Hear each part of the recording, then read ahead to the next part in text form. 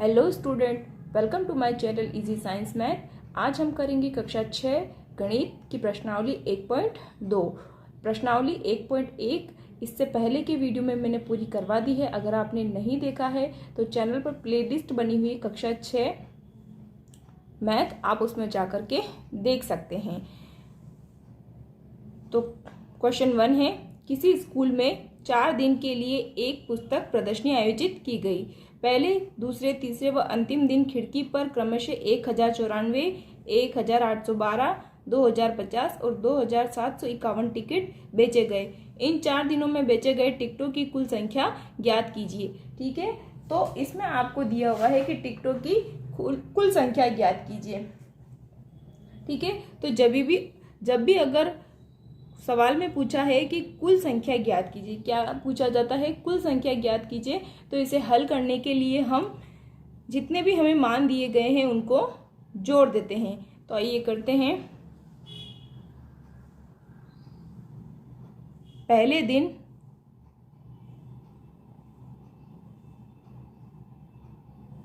बेचे गए टिकटों की संख्या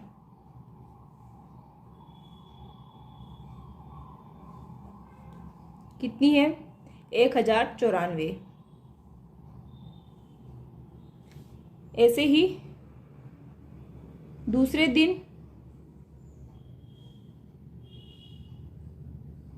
बेचे गए टिकटों की संख्या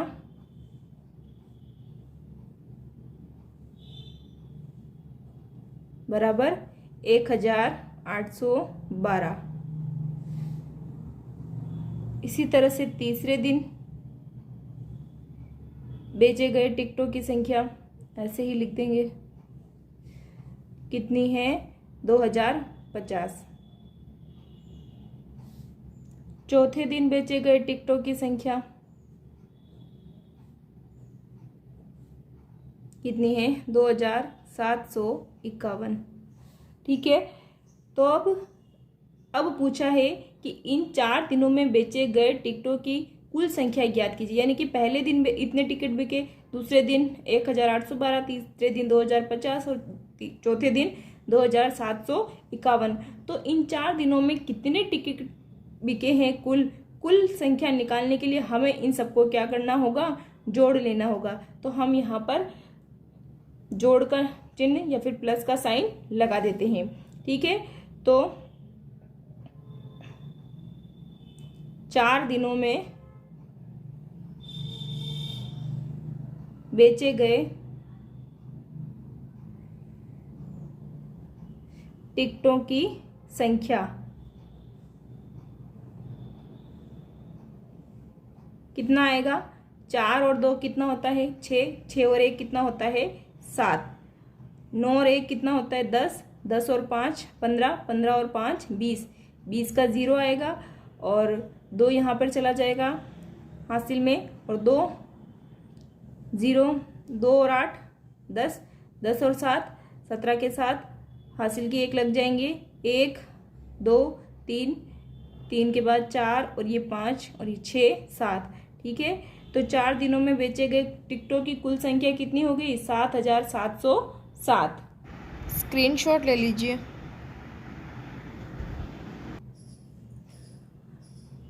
अगला सवाल है, शेखर एक प्रसिद्ध क्रिकेट खिलाड़ी है। वह टेस्ट मैचों में अब तक 6980 रन बना चुका है।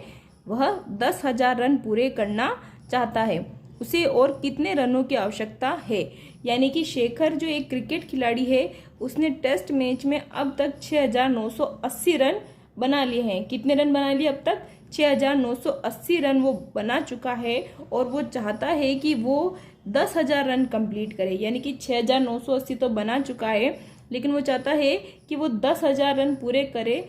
तो उसे और कितने रनों की आवश्यकता होगी? यानी कि 10,000 पूरे रन करने में उसे कितने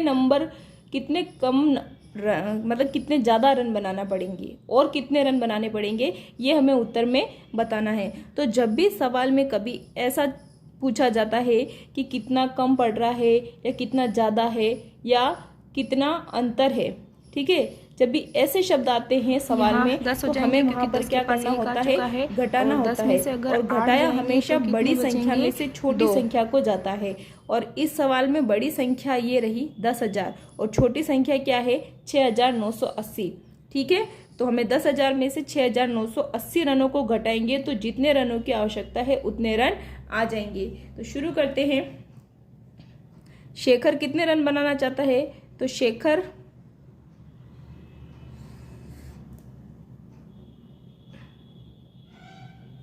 रन बनाना चाहता है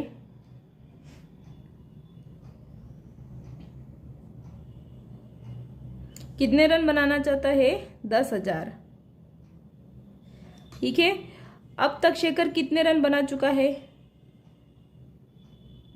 शेखर अब तक रन बना चुका है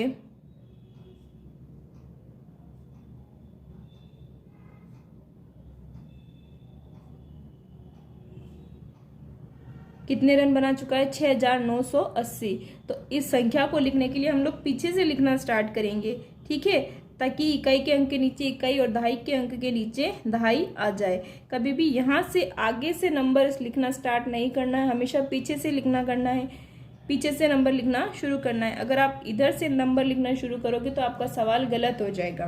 ठीक है, तो अब शेखर को कितने रनों की आवश्यकता है? तो पहले लिख देंगे। तो शेखर को 10,000 रन पूरे करने के लिए आवश्यक रन 10,000 रन करने के लिए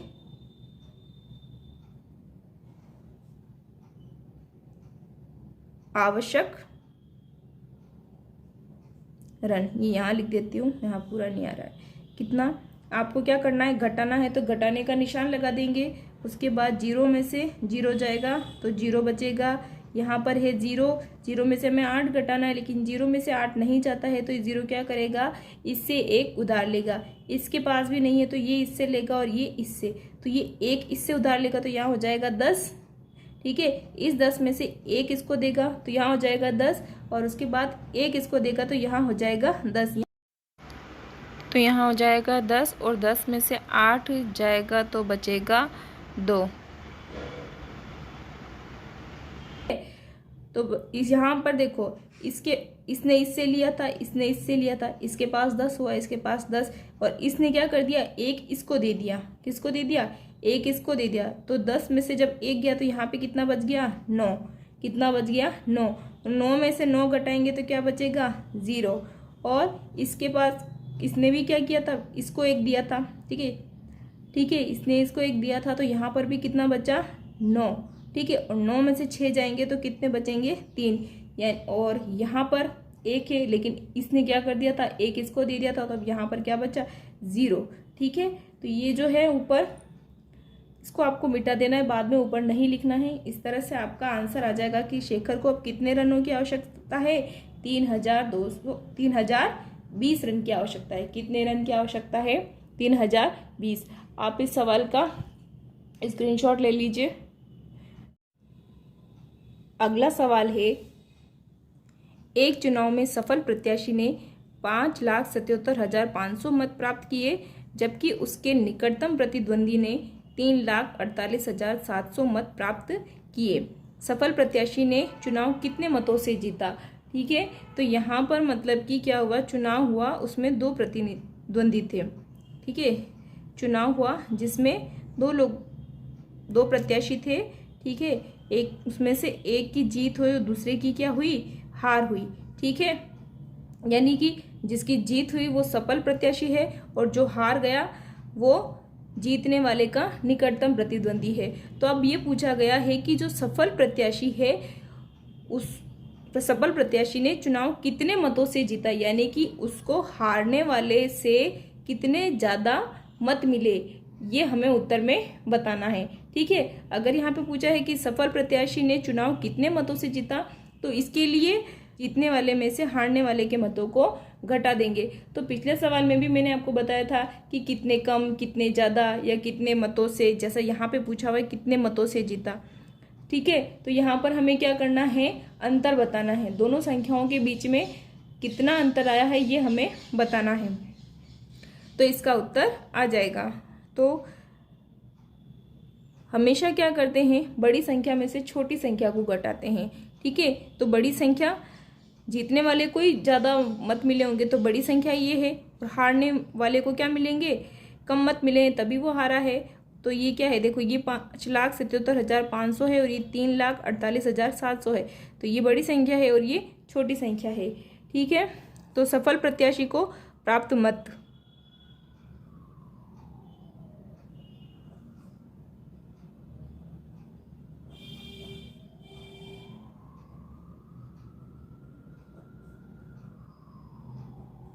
कितने मत मिले हैं इसको, 5,77,500। ठीक है, असफल प्रत्याशी को प्राप्त मत,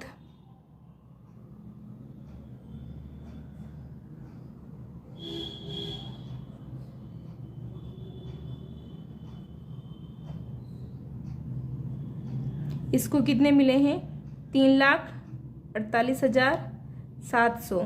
ठीक है, देखो इकाई के अंक के नीचे इकाई का अंक, दहाई के नीचे दहाई का अंक और सैकड़े के नीचे सैकड़े का अंक, इस तरह से हजार के नीचे हजार का अंक, इस तरह से आपको संख्याओं को लिखना है। कभी भी आगे से संख्या को लिखना स्टार्ट नहीं करना है, सवाल गलत हो जाएगा। ठीक है, तो अब हमें क्योंकि दोनों के बीच का अंतर निकालना है तो यहाँ पर घटाने का निशान लगा देंगे।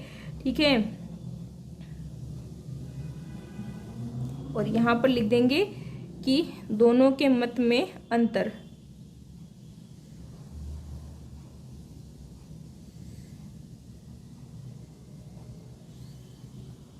अंतर। ठीक है, कितना अंतर है वो यहाँ पे हम निकाल लेंगे। तो 0 में से 0 जाएगा, कितना बचेगा, 0। 0 में से 0 जाएगा, कितना बचेगा, 0। 5 में से 7 घटाना है, लेकिन 5 में से 7 घटता नहीं है, तो 5 क्या करेगा, इस 7 में से एक उधार लेगा। ठीक है, तो यहाँ पर जब एक नंबर आ जाएगा तो ये 5 की जगह पर क्या हो जाएगा, 15 हो जाएगा।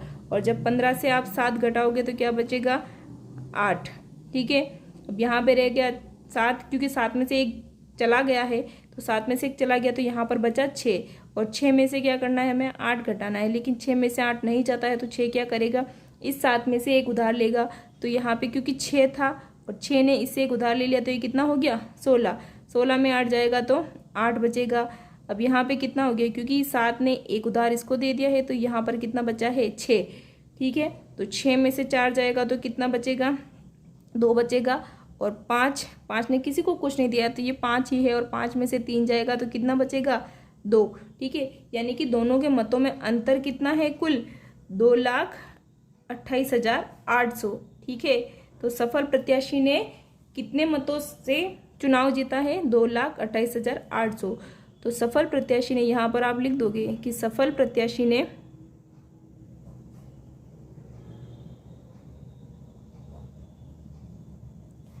2,28,800 मतों से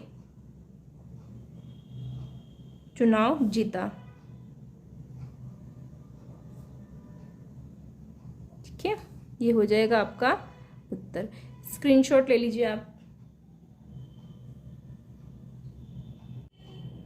चौथा सवाल है, कीर्ति बुक स्टोर ने जून के प्रथम सप्ताह में रुपये 2,85,891 मूल्य की पुस्तकें बेची और इसी माह के दूसरे सप्ताह में 4,07,68 मूल्य की पुस्तकें बेची गई। दोनों सप्ताहों में कुल मिलाकर कितनी बिक्री हुई, किस सप्ताह में बिक्री अधिक हुई और कितनी हुई। इस सवाल में देखो क्या है कि एक बुक स्टोर है, उसने जून के प्रथम सप्ताह में, यानी कि प्रथम सप्ताह में उसने मतलब पुस्तकें बेची। ठीक है, जो पुस्तकें बेची उनका मूल्य कितना है, 2,85,891, और उसी जून के दूसरे सप्ताह में उन्होंने पुस्तकें बेची, उसका मूल्य है 4,07,68। ठीक है, तो दोनों सप्ताह में कुल मिलाकर कितनी बिक्री हुई, यानी कि कुल पूछा है। ठीक है, यानी कि पहले सप्ताह और दूसरे सप्ताह में दोनों में मिलाकर कुल कितनी बिक्री हुई। एक सवाल हमसे ये पूछा है और इसमें दूसरा और पूछा है कि किस सप्ताह में बिक्री अधिक हुई। तो हमें बताना है कि दोनों में से किस सप्ताह में बिक्री अधिक हुई और कितनी हुई, और बिक्री कितनी अधिक हुई हमें ये भी बताना है। यानी कि इसमें हमसे कितने सवाल पूछे हैं, 3 सवाल पूछे हैं। ठीक है, तो पहला पूछा है कि दोनों सप्ताह में कुल मिलाकर कितनी बिक्री हुई, तो यहाँ पर आया है कुल। इसका मतलब हमें पहले सप्ताह की पुस्तकों को पहले सप्ताह में जो बिक्री हुई उसको और दूसरे सप्ताह में जो बिक्री हुई उसको हमें जोड़ लेना है। ठीक है, तो हल करते हैं। पहले सप्ताह में बिक्री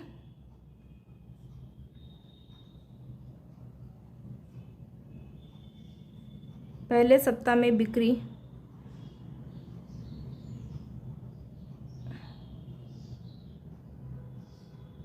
2,85,891। ठीक है, फिर दूसरे सप्ताह में बिक्री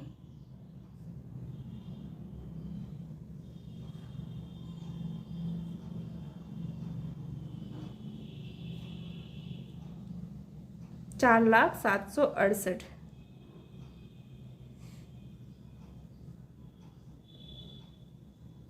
कुल बिक्री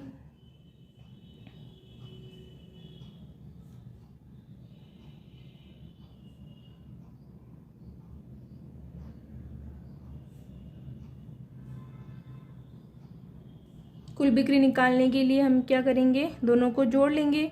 8 और 1 कितना हो जाएगा, 9, 9 और 6 हो जाएगा 15, हासिल का 1 यहाँ लग जाएगा। 8 और 1 9, 9 और 7 कितना हो जाएगा 16, 16 का 1 हासिल यहाँ लग जाएगा। 5 और 1 6 हो जाएगा। 8 और 0 8 हो जाएगा और 2 और 4 कितना हो जाएगा 6।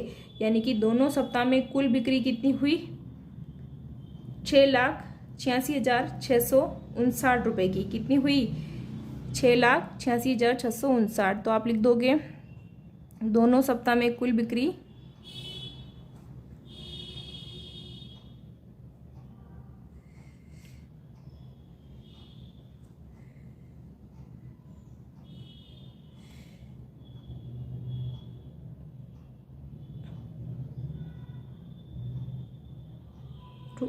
रुपये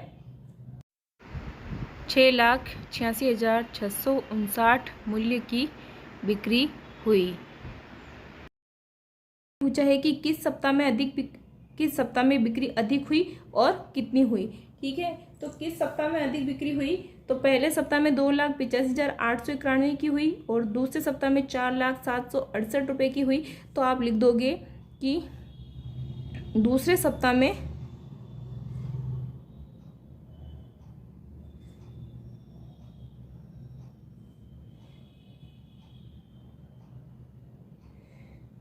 बिक्री, दोनों का मतलब कि कितनी बिक्री अधिक हुई, इसको निकालने के लिए आप क्या करोगे, बड़ी संख्या में से छोटी संख्या को घटा दोगे। तो दूसरे सप्ताह में बिक्री कितनी हुई, 4,07,68 और पहले सप्ताह में बिक्री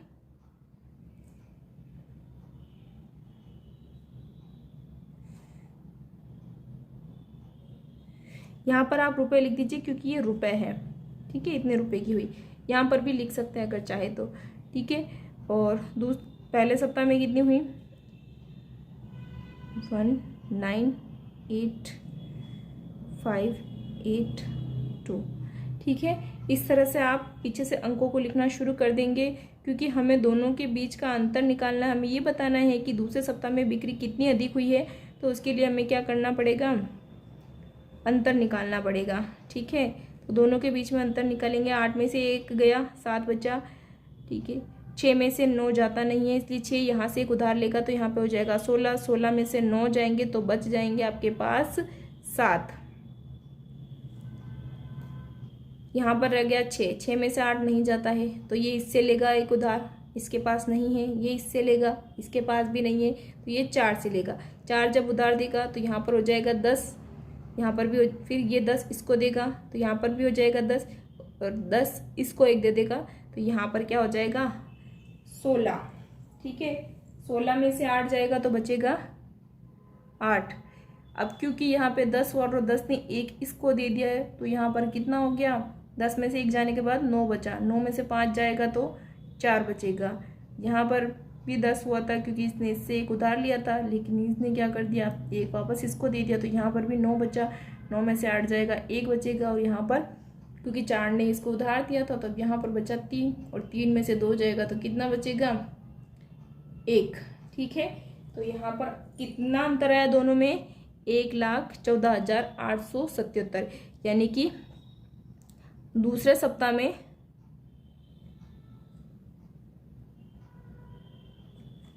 सप्ताह में 1,14,877 रुपये की बिक्री अधिक हुई। ठीक है, इस तरह से आप अधिक हुई इस तरह से लिख देंगे। ठीक है, तो ये हो गया आपका चौथा सवाल, स्क्रीनशॉट ले लीजिए।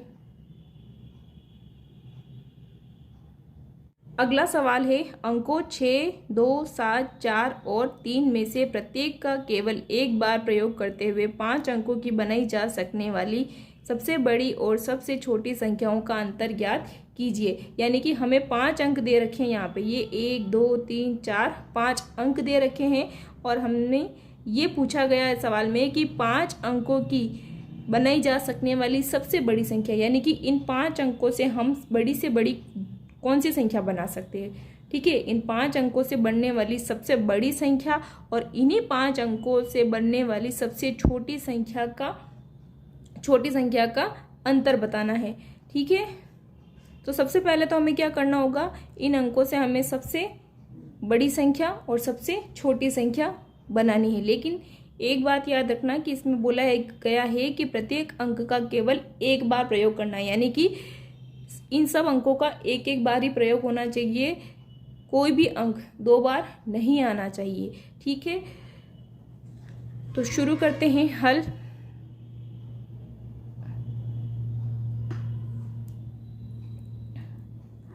तो अंक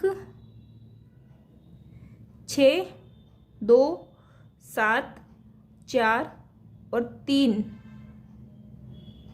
से बनने वाली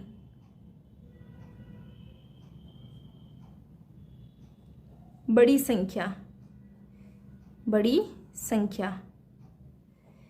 क्या होगी। देखो, अगर आपको कभी जब भी कोई अंक दिए हो, बोले कि इन अंकों से बनने वाली सबसे बड़ी संख्या लिखिए, तो आपको क्या करना है, आपको एक काम करना है कि सबसे पहले इन अंकों में से जो सबसे बड़ा अंक है उसको सबसे पहले लिख देना है। ठीक है, उसके बाद उससे छोटे अंक को लिख देना है। उसके बाद अब 6 से छोटा अंक कौन सा है 2, लेकिन 2 से भी 6 से छोटा अंक कौन सा है 4, 4 से छोटा अंक कौन सा है इसमें 3 और 3 से छोटा अंक कौन सा है 2। तो ये 6, 2, 7, 4 और 3 से बनने वाली सबसे बड़ी संख्या है। ठीक है, तो हमें जो अंक दिए थे हमने उसको क्या कर लिया है, हमने उसको अवरोही क्रम में जमा लिया। पहले सबसे छोटी संख्या, फिर उसके बाद उससे छोटी, फिर उससे छोटी, फिर उससे छोटी, फिर उससे छोटी, तो हमें इन अंकों से बनने वाली सबसे बड़ी संख्या मिल जाएगी। ठीक है, तो ये हमने लिख दिया है। अब हमें लिखना है इन्हीं 5 अंकों से बनने वाली सबसे छोटी संख्या। तो अंक 6, 2, 7, 4 और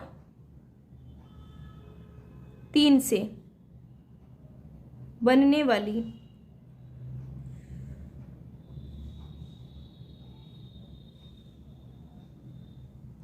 यहाँ पर आपको सबसे लिखना है, सबसे बड़ी संख्या। ठीक है, सबसे छोटी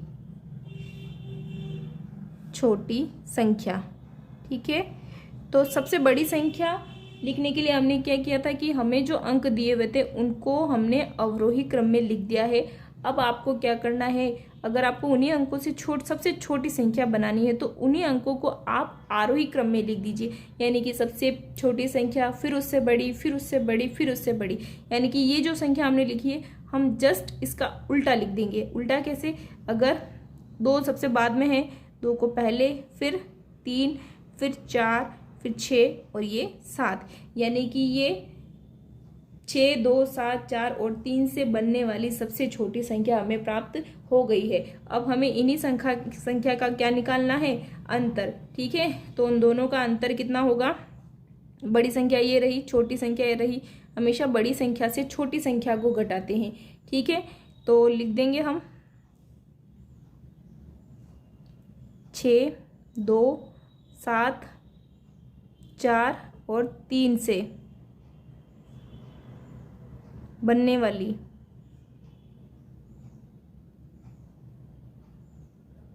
सबसे बड़ी संख्या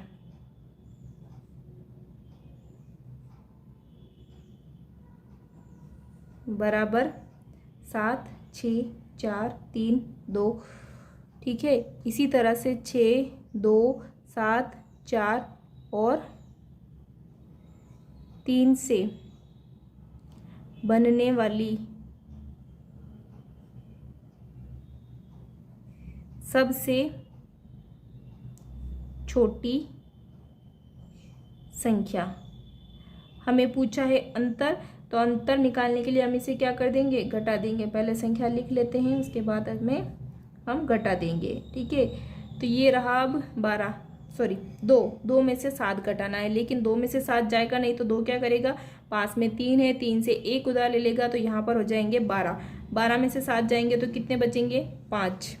ठीक है, अब 3 ने क्योंकि 1 इसको दे दिया 2 को, तो अब यहाँ पे कितना हो गया, 2 हो गया। अब 2 में से 6 नहीं जाता है, तो 2 क्या करेगा, इस 4 में से लेगा 1 उधार। जब 4 इसको 1 दे देगा तो 12 हो जाएगा, और 12 में से 6 जाएंगे तो 6 बचेंगे। अब क्योंकि 4 ने 2 को 1 उधार दे दिया था, तो अब यहाँ पर बचा है 3। अब 3 में से 4 नहीं जाता है, तो 3 क्या करेगा, इससे 1 उधार लेगा। ठीक है, तो ये उसको उधार दे देगा, तो 13 बचेंगे, और 13 में से 4 जाएगा तो 9 बचेगा। यहाँ पर रह गया, क्योंकि 6 ने 1 इसको उधार दे दिया, तो यहाँ पर अब 5 बचा।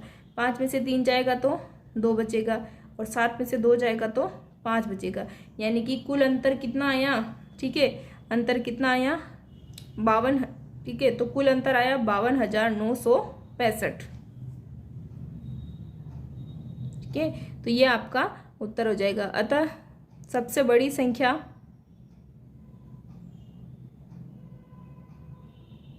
अतः 6, 2, 7, 4 और 3 से बनने वाली सबसे बड़ी व सबसे छोटी संख्या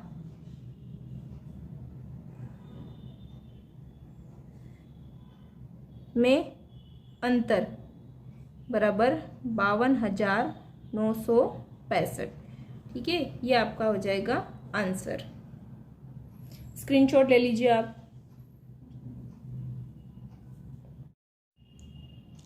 तो यहाँ पर मैं आपको ट्रिक बता रही हूँ कि अगर आपके पास जब भी कोई सवाल आए और आपसे पूछा जाए कि मतलब उस सवाल में अगर कुल शब्द आता है, ठीक है, कुल शब्द आता है कि भाई कुल कितना लाभ हुआ, कुल कितनी हानि हुई, इस तरह से शब्द आए, तो आपको उसमें क्या करना होता है, जोड़ना होता है। ठीक है, लेकिन अगर आपको उस सवाल में पूछा जाए शेष कितना बचा, या फिर कितना अंतर है, भाई कितना ज़्यादा है, कितना कम है, कौन बड़ा है, भाई कौन किससे छोटा है, या किसके पास अधिक है या किसके पास कम है आदि अगर पूछे, ऐसा सवाल आता है, मतलब कि 2 वस्तुओं में, 2 व्यक्तियों में, किसी में भी अगर इस तरह से अंतर पूछा जाता है, ठीक है, तो उस सवाल में आपको क्या करना होता है, घटाना होता है। ठीक है, स्क्रीनशॉट ले लीजिए आप। और आपको वीडियो कैसे लग रहे हैं आप कमेंट करके ज़रूर बताइए, और वीडियो को लाइक शेयर कीजिए, और अगर चैनल पर नए हैं तो चैनल को सब्सक्राइब ज़रूर कीजिए। Thank you.